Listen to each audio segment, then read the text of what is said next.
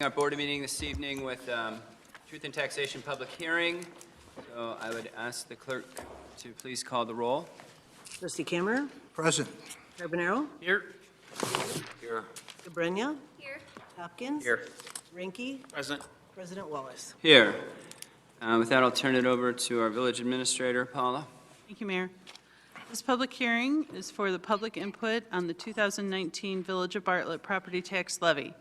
We discussed the tax levy at the last committee meeting. To recap, the proposed Village of Bartlett property tax levy totals $11,248,925.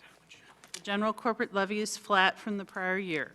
Combined with the police pension levy, the general corporate and the police pension levy have increased by 0.04% from the 2018 extension. The debt service levy has decreased by 4.02%. In total, the levy has been decreased by $126,100, or 1.11%, from the 2018 extension. The 2019 tax rates from Cook, DuPage, and Kane counties will be determined in the spring of 2020 when the counties finalize EAVs for the 2019 tax levy. The levy will be presented to the village board on December 3rd for final approval, and the levy will be filed with each county clerk no later than December 24, 2019. And if you have any questions, we'd be happy to answer them. Does anybody from the audience have any questions regarding the tax levy? If you do, feel free to step up to the podium and state your information. Anybody from the board have any questions? I'll entertain a motion to adjourn the public hearing. So moved. Second. Moved by Trustee Kammerer, seconded by Trustee Daney. Will the clerk please call the roll? Trustee Kammerer? Yes. Carbonaro? Yes. Daney? Yes. Cabrera? Yes. Hopkins? Yes. Rinke? Yes. The hearing is adjourned.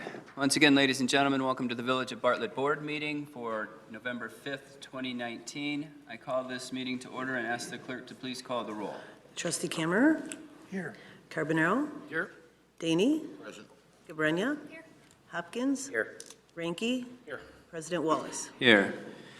We have requested that Pastor Corey Shoemate of Christ Community Church do our invocation this evening. Pastor Shoemate. Thanks for allowing me to be here. So I'm Corey from Christ Community Church in Streamwood, and even though we're in Streamwood, we have been in and deeply love Bartlett, and you'll hopefully be glad to know that village board meetings are not the only time that we pray for Bartlett. We are committed to praying for Bartlett on a regular basis, and so it's an honor to be here to pray. Would you pray with me now? Bow your heads and pray. Father, we first want to say thank you. Thank you for your constant loving care for us. We thank you for life itself, for physical and mental health that allows us to be here today to fulfill each of our callings. We thank you for sustenance, for camaraderie, for the ability to be involved in useful work, for the honor of bearing weighty responsibilities. You've said that citizens should obey the governing authorities since you have established those authorities to promote peace and order and justice. And so I pray now, and we pray for Kevin and for Lorna and for the trustees here today.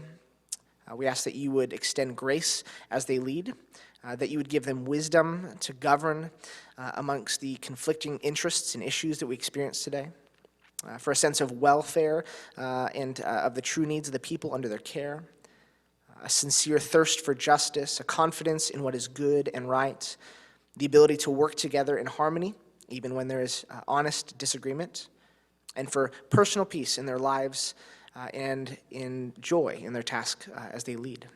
And lastly, I pray for the agenda before them today.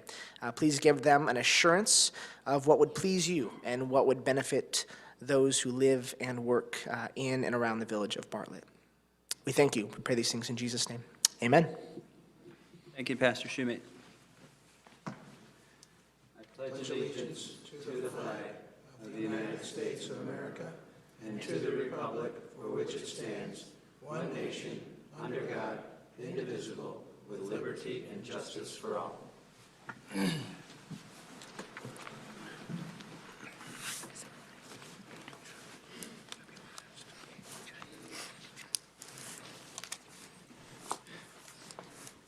Brings us to our consent agenda this evening. All items listed with an asterisk on your agenda will be enacted in one motion. There'll be no separate discussion on consent agenda items. At this point, is there anything that any board member would like to add or remove from the consent agenda? Hearing none, I will entertain a motion to approve the consent agenda this evening, which will include the bills list from November 5, 2019. Consent will also include under Finance and Golf Committee, item number 3 and 4. The consent this evening will also include under License and Ordinance Committee, item number 1. The consent this evening will also include under Public Works Committee, items 1, 2, and 3. So moved. Second. It's moved by Trustee Daney, seconded by Trustee Hopkins. Will the clerk please call the roll? Trustee Carbonaro? Yes. Daney? Yes. Cabrera? Yes. Hopkins? Yes. Ranky? Yes. Camera? Yes. A motion carries. I'll entertain a motion to approve the minutes from the board and committee minutes of October 15, 2019. So moved. Second. Moved by Trustee Carbonaro, seconded by Trustee Hopkins. Will the clerk please call the roll? Trustee Daney? Yes. Cabrera? Yes. Hopkins? Yes. Ranky? Yes. Camera? Yes. Carbonaro? Yes. That motion carries. Next item we have is Treasurer's Report. There is none this evening. I think the levy was enough for Todd for the week. President's Report. We have the 2019 Auditor's Report. And with that, I will welcome up Jamie Wilkie of Lauterbach and Ammann to go through our audit. No sleeping. Thank you. Good evening. We are here this evening to present the comprehensive annual financial report for the fiscal year ended April 30th, 2019. I believe you all have the documents that we will be reviewing this evening electronically in front of you. So I will actually follow the bookmarks that have been designated within the document and cover those sections. First of all, I'd like to thank the finance team, Todd in particular, Matt and Millie. They do an outstanding job preparing for the audit. This is really a team effort and truly a 6-month process from start to finish. So I do want to thank them for all of their hard work and efforts in preparing for the audit. So thank you. The first bookmark we will cover will represent what we call our SAS 114 letter, or our auditor required communication letter. This letter is required as part of the annual audit and is required to communicate items such as disagreements with management, findings, areas of concern, significant adjusting journal entries, really kind of an overview of the audit process itself. I'm happy to report this evening in that letter, we actually have no such findings or issues to bring forth to the board this evening. So again, a very clean audit process. The second bookmark will cover what we call our management letter. And I'll give everybody a second to get through those bookmarks. But the management letter is really our opportunity on an annual basis to provide any recommendations to the village. So these would be things that aren't necessarily internal control related or areas of, red flag or concern. But the focus here really being on best practices, future pronouncements or mandates that might affect the financial statements, et cetera.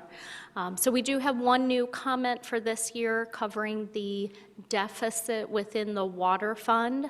That was really in direct correlation to the investment that was made in the DuPage water connection.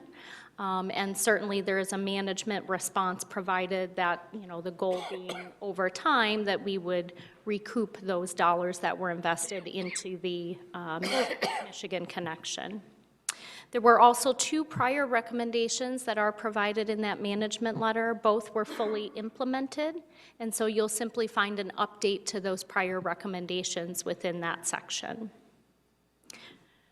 Bookmark number 3 should be the cover for the actual comprehensive annual financial report for the year ended.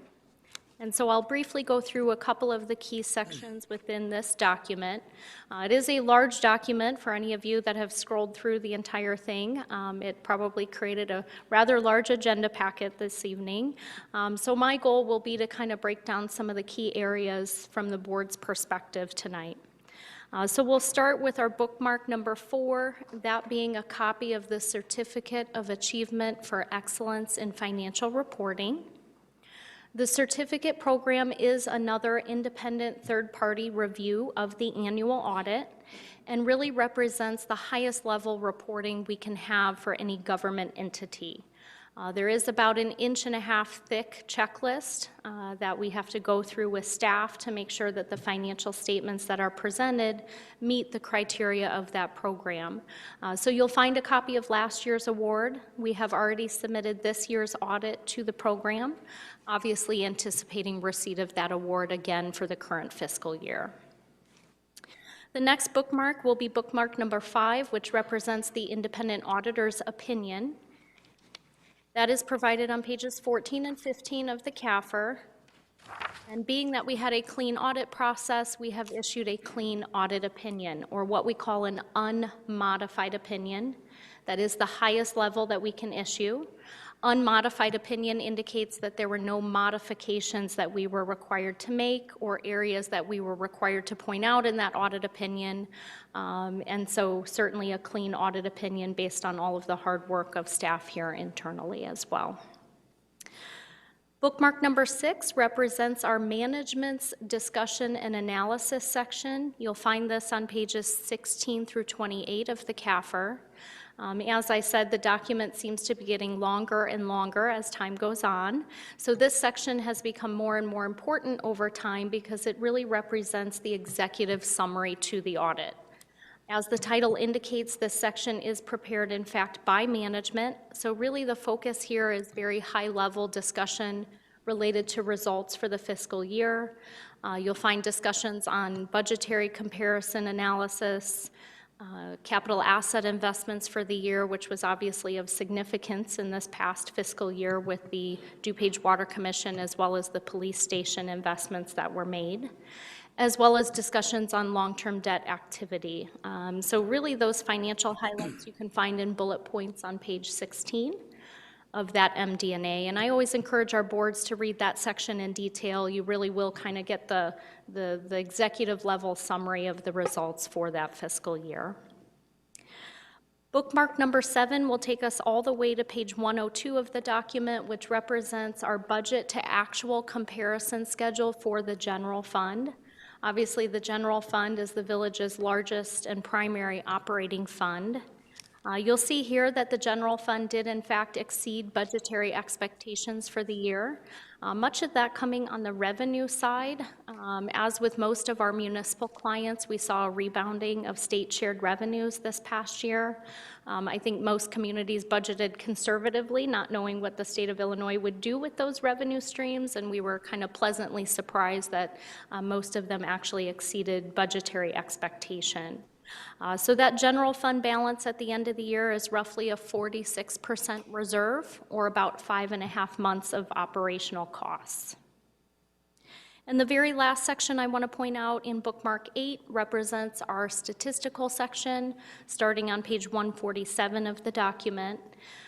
Page 147 all the way through the last page of the document represents the entire statistical section. And really, this is where you'll find all kinds of 10-year trend information for the village, covering financial trends for the last 10 fiscal years, property tax information, long-term debt activity, capital asset investments, as well as operating indicators. So really a wealth of information at the back of the report. I know most of our board members enjoy spending a little bit of time on some of those schedules as well within the document. And I'd be certainly happy to answer any questions this evening, or Todd, any other comments or areas to highlight in the CAFR in your mind? Good. Okay. Any questions from the board? I'm sure we all thoroughly went through that. That was good, though. It's always good to have a good audit. Good, it is. And Well they do done, an Todd. outstanding job. They really do. Good. Yes. All right, thank you, Jamie. Thank you. Have a good evening. You too.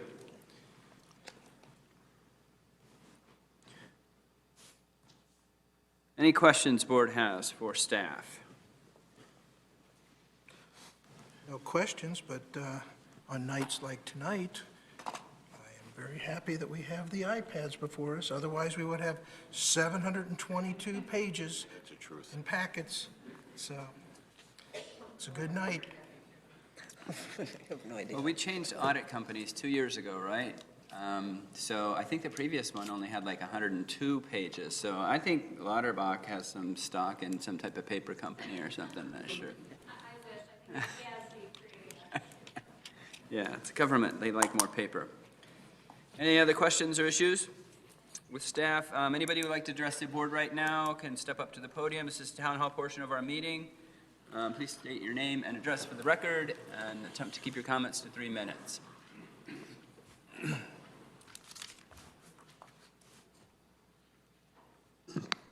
Good evening, Mr. President and trustees. My name is George Cozio, and I reside at 654 Hazelnut Court, Bartlett. I'm here tonight to ask for your help to get a potentially dangerous road condition fixed before a vehicle is damaged, or worse yet, someone is injured. The problem is located on Lake Street at the main entrance to Moretti's Restaurant, 1175 West Lake Street. Potholes have and are continuing to form in the island where the westbound vehicles turn onto the median to enter the parking lot, and the vehicles exiting the parking lot to go west use the median before entering traffic.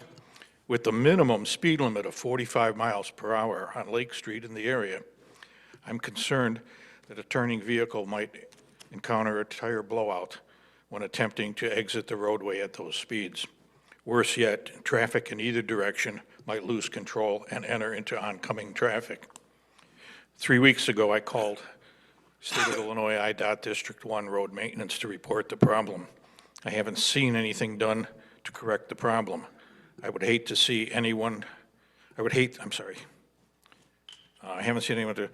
to see anyone have a problem there simply because a little cleanup and application of asphalt did not take place. I hate to say it, but I have my doubts about IDOT doing anything just because I called. This is where I hope and ask that someone representing Bartlett would contact IDOT and report the problem. Thank you for allowing me to speak tonight. Thank you, George. Have we notified them about that? You know, Dan? Okay. Or actually, I would notify Dean Early too and Moretti's and just see if they could get on the side too. It's gotten worse and worse. Anyone else like to address the board at this time?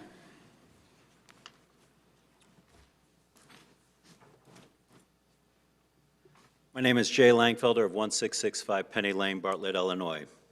Village President Wallace and Board of Trustees, I am concerned on the mutual aid agreement between the Hanover Township Emergency Service and the Village of Bartlett. The Village of Bartlett has been using Hanover Township Emergency Service directing traffic in emergency situations. I have experienced the professionalism and service integrity of the Bartlett Police Department, Bartlett Fire District, the Bartlett Park District, and the Bartlett Library. The services and employees provided have been professional and knowledgeable in these times of circumstances. The services and training are provided by the generous taxpayers of Bartlett. Based on the agreement, Hanover Township Emergency Service would be allowed to direct traffic in Bartlett for emergency situations. My questions to you: who is paying for this service? Why are we allowing another taxing body to service the Village of Bartlett when we have other professional organizations to come to the aid of Bartlett? For example, Streamwood Police Department, West Chicago Police Department, Hanover Park Police Department, Wayne Police Department, the Sheriff County of DuPage, and the Cook County Sheriff Department, who have been properly trained in these emergency situations. As a concerned citizen, I have deep respect for the board and the duties it upholds. The members of the board in the past has recused themselves when they have a special issue or a conflict of interest when a vote comes before the village board, and the trustee removes themselves from the vote. The community safety is a major concern. Using the Hanover Township Emergency Services opens the Village of Bartlett to a major liability to the public. For example, under work comp, if an emergency service worker gets hurt in the line of duty by directing traffic, or if they accidentally run into a minivan full of children? Who is on the hook when it comes to that liability? As a former board of the Bartlett Fire Protection District, the Bartlett Fire District did not use the Hanover Township Emergency Service in an emergency. Why not the Village of Bartlett? I appreciate your time for the board. Thank you. Thank you, Jay.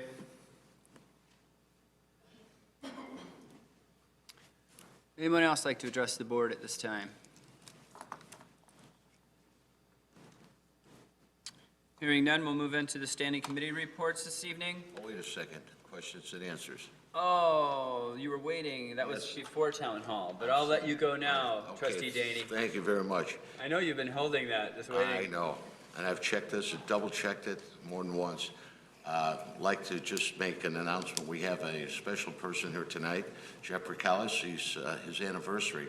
He has 23 years of service with the Village of Bartlett. Congratulations, Jeff.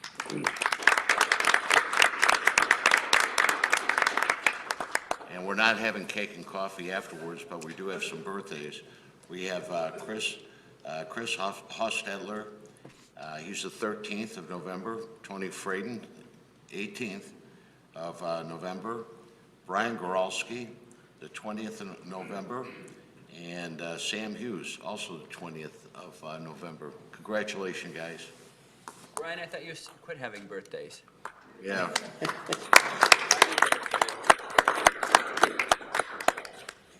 Is that it? Yes, sir, that's it. Thank you. Trustee Danny, anything else before we start standing committee reports? First standing committee report this evening is under Building and Zoning Committee, Chairman Hopkins. Thank you, President Wallace. There is nothing to report tonight under Building and Zoning. Thank you, Chairman Hopkins. Next standing committee report is Community and Economic Development Committee, Chairman Cabrera. Thank you, Mr. President. We have nothing to report under our committee. Thank you, Chairman Cabrera. Finance and Golf Committee, Chairman Daney. Thank you, Mr. President. We have a couple items that we need to discuss this evening and vote on. The first one is the consideration and action of an ordinance providing for the issuance of not to exceed $15 million of general obligation bonds, Series 2019, for the purpose of financing various capital improvements and refunding certain outstanding bonds of the village, providing for the levy of taxes to pay said bonds, and providing for the sale of said bonds to the purchaser thereof. That's alternative one. Now, I need to ask a question of our attorney. We're voting on alternative one and alternative two. Can we discuss both simultaneously? Yes, but there should be a motion made before you discuss, so you should move either alternative one or alternative two. But I don't want to vote on alternative one until we discuss alternative one and alternative two. You can discuss alternative two under the discussion for the passage of Great, then I'll one move. of the alternatives. Then I move to approve ordinance 2019, what is it? 87. 87.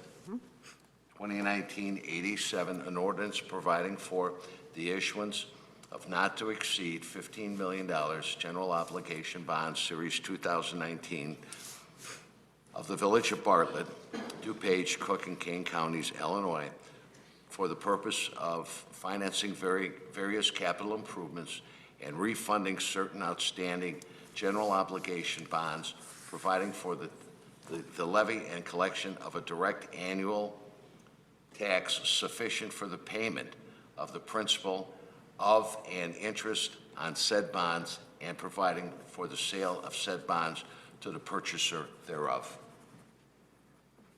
Do we have a second? Second.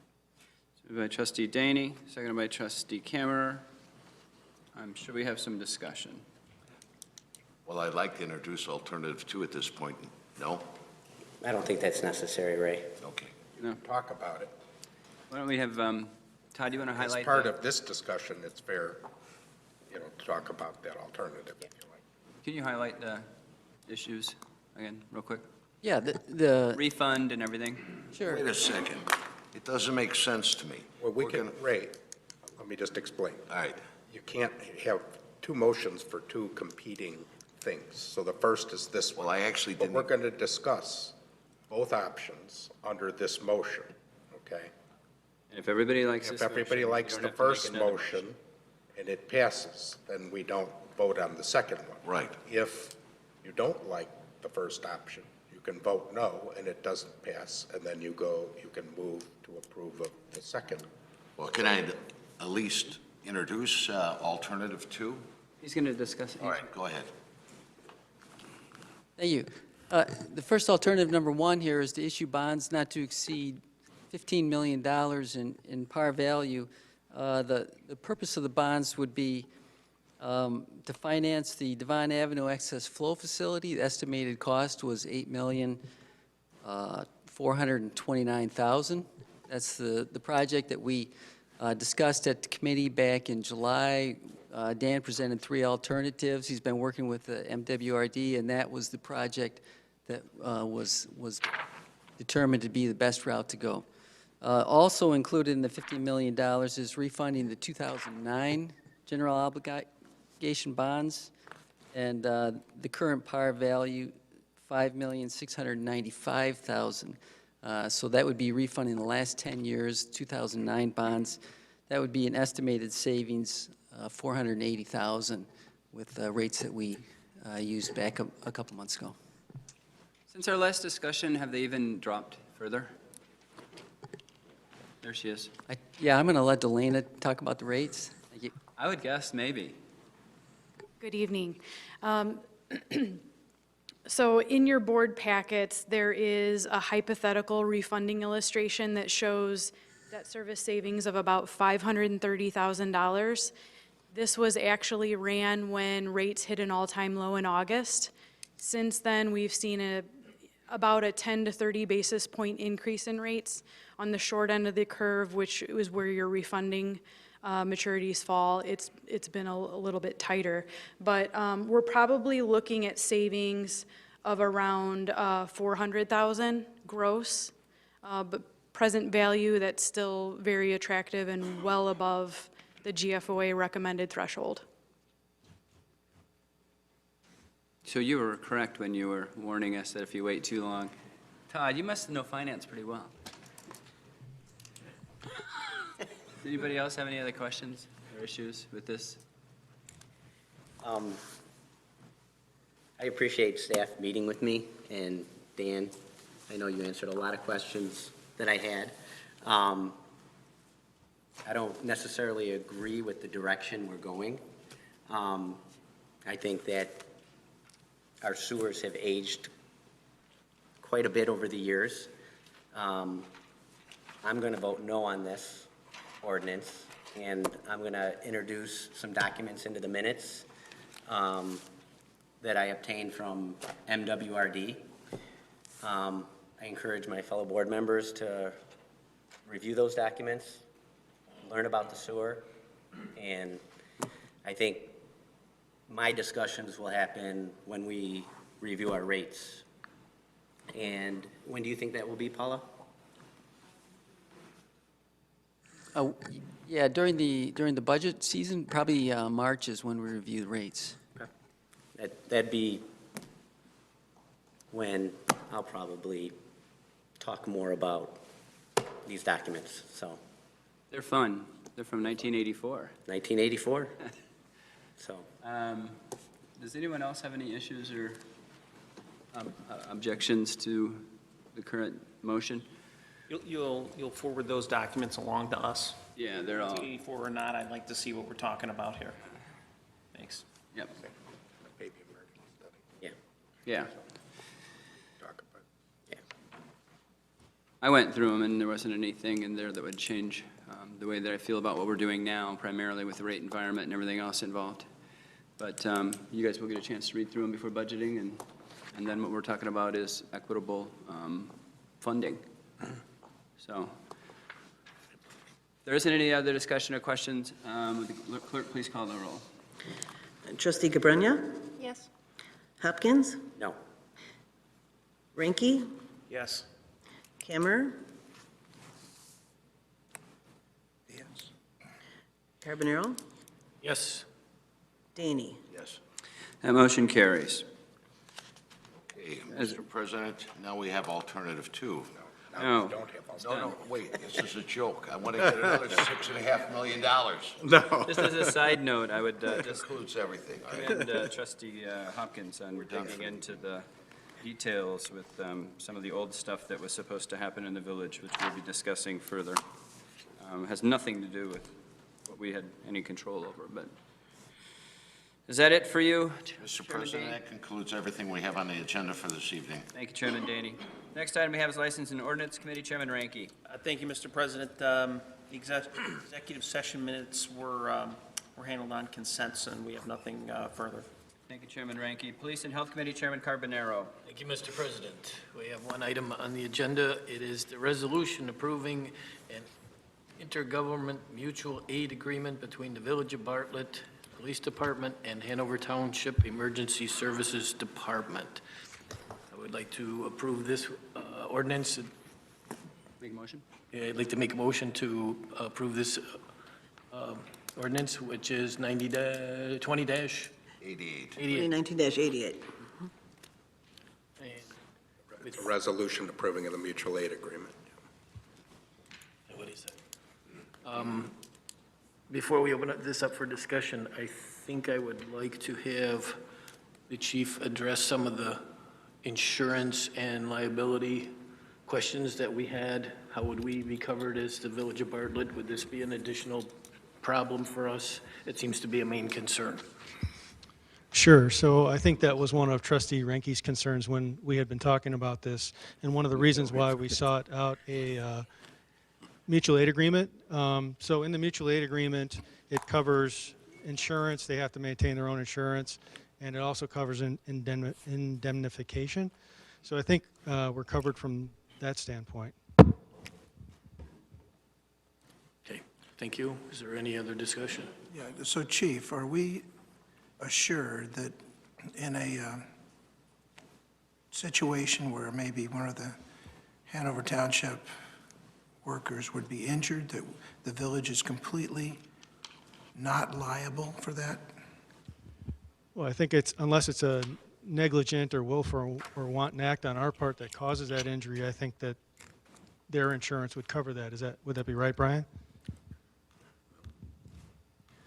There's indemnification provisions in the Mutual Aid Act, and as long as it's not gross negligence or willful wanton conduct, we're covered. So the village could potentially be liable if something happened to them? No, actually, there's some immunities built into the act, and then unless you have those gross negligence type things, we can't be liable to third parties. So it creates an immunity, so we wouldn't be liable. So that's what I want to hear. The agreement, then, if there was gross negligence on the part of Hanover Township Emergency Services, they'd be on the hook, not us.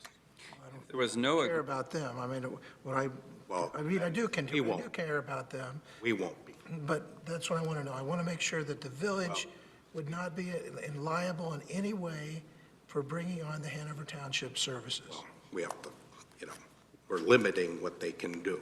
And if they are acting within the scope of the act, and that's what this agreement tries to limit them, or does limit them to, then we're covered.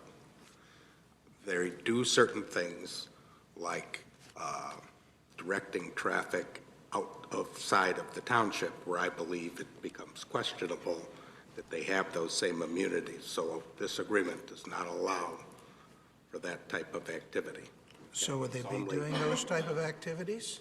Well, there's certain things that they can do. So they can help us in emergencies, and then they're covered. And we're immune from liability under the Act while they're providing those emergency services that are covered by the Act. But if they were, let's say, directing traffic on our road by the high school down in DuPage County, I believe, they wouldn't be covered. Right, that's Wayne Township outside of their township. And so we've eliminated those activities from what they would be authorized to do. Would that ever be happening, Chief? So what we're limiting them to is emergency situations only. Right. Right. So say there's a fire at the high school, right? That's Wayne Township, and we need traffic assistance there. We could call them in to provide traffic control there because it's If an it's an emergency. emergency. If the high school if they want to go down there and try and direct traffic for a football game, it's not an emergency and it's not covered by this. It has to be an emergency situation. So That's what this agreement provides. And within that scope, Well, then we're protected. We aren't what? then why would they ever be outside of that scope? They are all the time for other, So that has nothing to do with the village, though, so we wouldn't be held, well, that example, a football game on our road, they'd make a mistake and there's an accident, that would be a problem. That wouldn't be, they wouldn't have the exemption that's under the Emergency Services Act, because they're outside of and who's, Hanover Township, and it's not an emergency. If they're outside of the township and it's emergency, they're covered. but who's asking them to be involved in that The situation? police department. No, but at the high school, say where they're outside, The high school would, And that's not ours. the high school does not have any authority to call them in to direct traffic at a game, On their property, they can, not on our road. not on our road. So this, essentially what this is doing is it's putting some parameters around something that has no parameters right now. but the village still has liability to some degree. Less than what we do right now. Let's say the chief calls Hanover Township Emergency Services in to direct traffic. For an emergency or non-emergency? That's a key point. That's the. For an emergency, for any particular reason. Well, So, That's not, you can't compare that, though. so if there is a traffic accident, okay. can you call them in to direct traffic? yes. Okay. So if they're directing traffic, people that are in traffic have very high tensions build. Let's say a motorist confront one of these officers, and that officer does something. Are we liable? Could the village potentially be sued? We could be sued, but we wouldn't be liable. You can be sued for anything. Of the, Would it cost us litigation, and would we have to pay for it? Would the taxpayers be on the hook for litigation? we would defend it, our insurance company would defend it, so not directly, it would be Myrma would hire a firm, and we would not, in my opinion, be liable for that. Now, there would be a suit. Would our rates That go example. up? Not if you're not liable. But if we were found liable? Well, I'm saying I'm- you wouldn't, I know. But I think the same thing could happen if we called another police department in, and the same thing happened when they're assisting us with an incident. I mean, we called for mutual aid, so I don't know how that's any different between Hanover Township and I think you're talking another about agency. an agency that has, you guys are accredited, you guys have a stellar reputation, you guys have been around for decades. Streamwood has been around for decades. Hanover Park, you're talking about an agency that was formed in 2006, was it? No, but this is to get to things that we can't. Those other, we're going to be doing, Chief, you can explain a little, we would be doing the heavy lifting on any type of issue. This is going to be, when we're all tied up, we, meaning our police officers. So what happens in an incident, say it's a serious traffic or fatal traffic crash, right? So my staff is busy tending to the people involved, trying to make notifications, going to the hospital. If it's a DUI, we got other things we have to do. And a lot of times I have 4 or 5 officers on the street. Well, that takes them up. And then we have to find other people to control the scene. And then the accident reconstruction team comes in and they do their thing. And it's several hour, 3 to 4 hour process.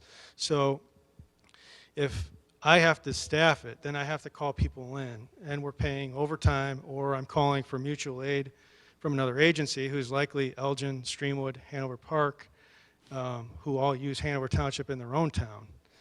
But then I'm calling for mutual aid, and they're sending me staff off of the street. And, you know, I've been asked, you know, we use Hanover Township, why don't you? They're in your own town. And so, if you remember, this all started back in May of 18. We had a missing autistic child. It was getting dark, it was cold, it was in a swamp, he had not enough clothing on, and we were worried if we didn't find him that something bad would happen. So we called for helicopters. They couldn't come because the weather was too bad. We called for drones, we called for canines, we called mutual aid from other departments, and we still didn't have enough people. And it got to the point where we said, all right, should we call Hanover Township to help us search for this boy? They have ATVs, they have personnel. Because the last thing I want to do is explain to somebody that we didn't use every resource to try and find their child when he was missing and needed help, and the conditions were getting bad. And we didn't have a policy to address this, and that's what got us to this point, is should we be talking about doing everything we can do in an emergency to make sure that my staff can do what they need to do, or that we have enough people there to deal with it. And that's kind of where this whole thing started. And you know, we started using them for serious traffic accidents and some gas leaks that we had roads closed for long periods of time. And our experience with them is that they have been professional and they have done a good job, and we haven't had any issues with them in any of those times that we called them out. If we did, I might have a different opinion on going this route.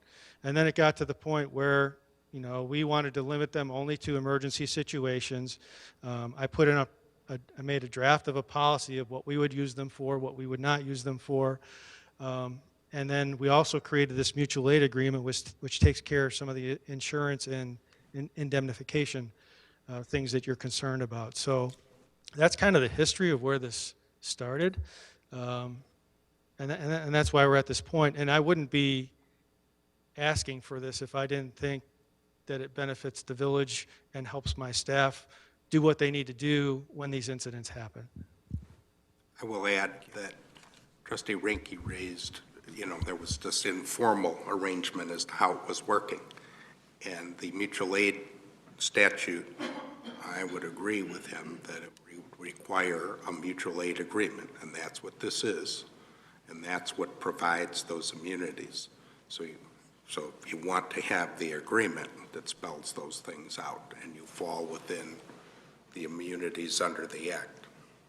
So hiring them to do stuff if we can do it, it's when we're shorthanded, and we're still doing the key things. But I think the chief's example is why we would use it. Trustee Hopkins and I had a similar question or concern in regard to the taxpayers, and that is that on our Cook County taxes, we see that Hanover Township Emergency Service line item has continued to rise since, what did you say, 2006 or whenever the inception was. My concern as a taxpayer is if we are asking them to do more, will they then believe that they need to buy more? If it's simply traffic control and ancillary assistance, I don't see that.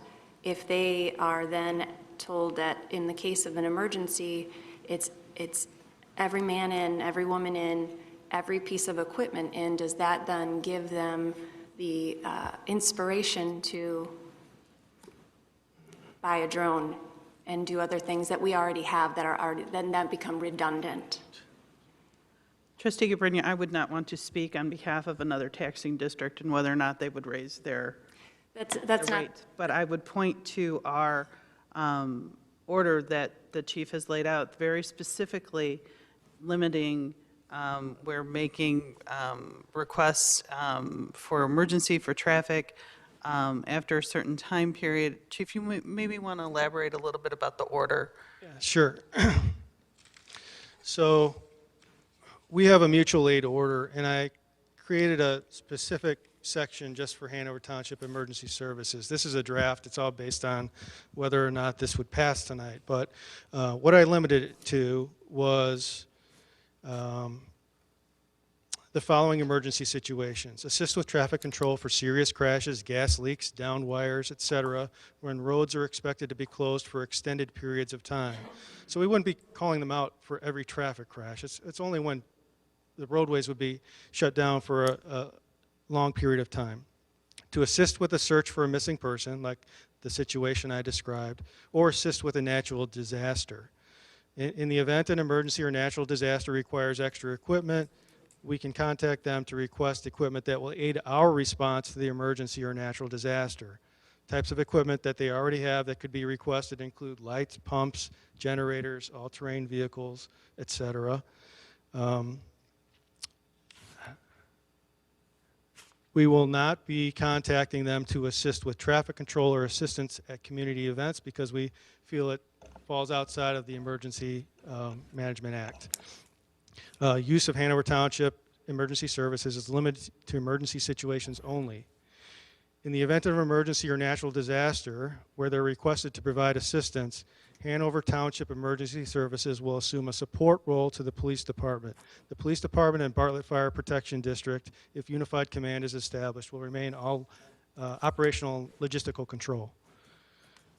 And then any natural disaster or emergency or missing person incident that would require technical rescue or medical attention shall remain the primary responsibility of the Bartlett Fire Protection District. Hanover Township Emergency Services shall not be used in these instances for technical rescue or medical attention other than basic first aid.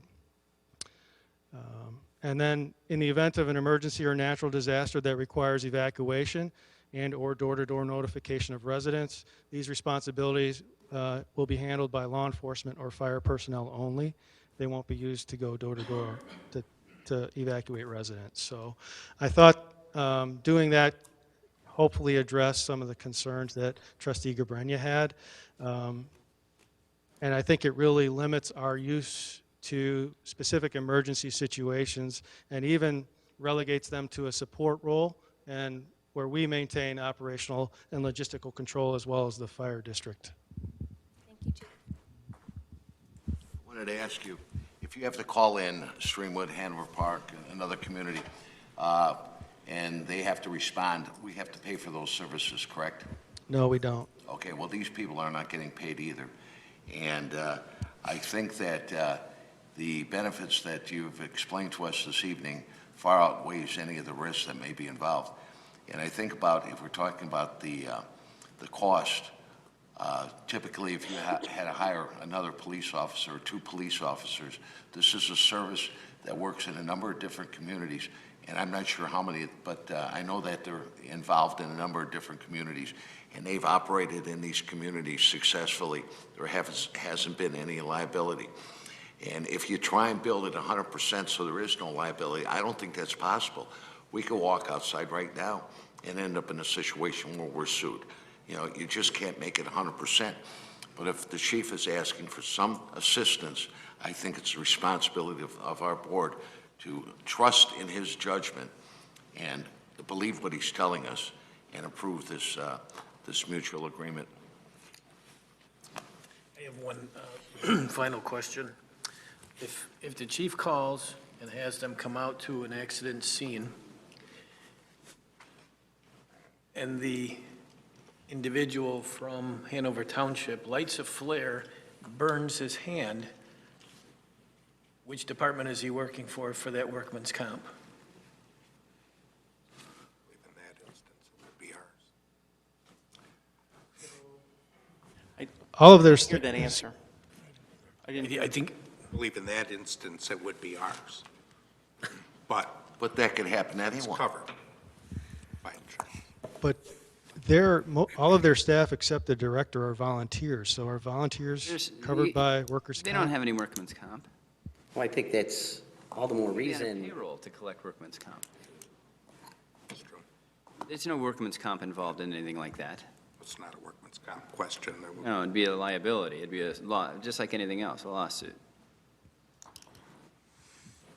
But that could happen to anyone. It could happen to one of I our understand, I officers. just wanted to get clarification on What that. are the requirements to be a volunteer for EMS? You don't know? How old do you have to be? I don't know. I know they go through a training program. I don't know what that training program is, but I know they do go through a training program. I think there's And that training program's and ongoing. different I don't know if they call them endorsements, but there's different classes I know that they can take and that Yeah.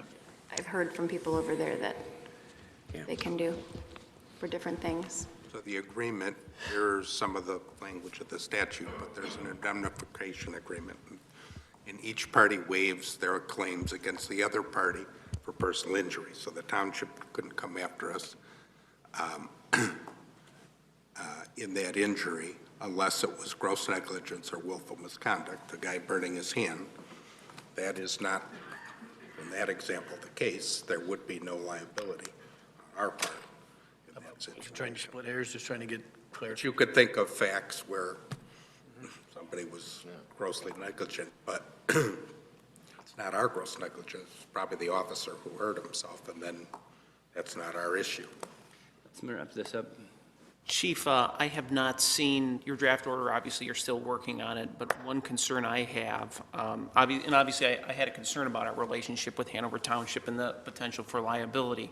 But aside from that, one of the other concerns I have is I don't, and I think that answers the question that when other departments ask you, why don't you guys use Hanover Township? I think it's a policy decision. I don't, and personally, I don't support the policy of using them. I trust the Bartlett Police Department and respect you all tremendously. So I understand what you're saying, but I don't support that. I think that answers that question. But this isn't a vehicle to use them more, is it? Because orders can be changed over time, and you can't bind your successor. So this can change. We don't know what the future would hold. I think that's pretty key. It's not an order to use them more. It's putting fence around when we do and how we do. And everybody's talking about the additional liability. It actually limits our liability from